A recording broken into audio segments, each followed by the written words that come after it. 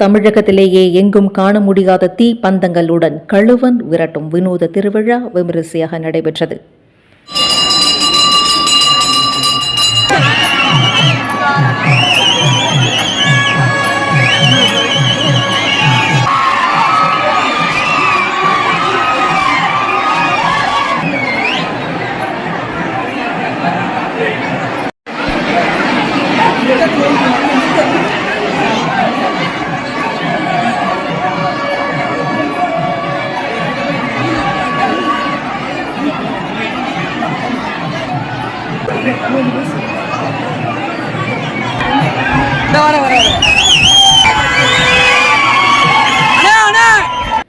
சிவகங்கை மாவட்டம் சிங்கம்புணரியில் ஐயனார் கோவில் வைகாசி பெருந்திருவிழா கடந்த 12ஆம் தேதி கொடியேற்றத்துடன் விழா தொடங்கி நடைபெற்று வருகிறது.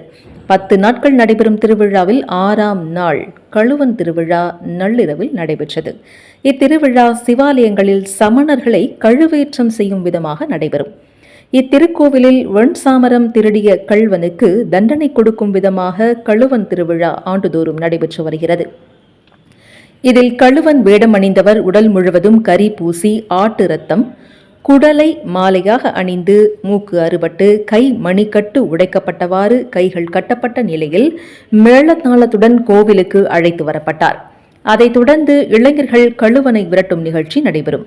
கோவிலுக்குள் அங்குமிங்குமாக தீ பந்தங்களுடன் அவரை இளைஞர்கள் துரத்துவதுமாக வினோத திருவிழா சுமார் அரை மணி நேரத்திற்கும் மேலாக நடைபெறும். இத்திருவிழா வேறெங்கும் காண முடியாத நிகழ்வாகும். சுற்றுப்புற பகுதிகளில் இருந்து ஏராளமான பக்தர்கள் பொதுமக்கள் கண்டு ரசித்தனர் இந்த விழாவை. கள்வனை கண்டால் தோஷம் நீங்கும் என்பது இப்பகுதி மக்களின் நம்பிக்கையாக உள்ளது.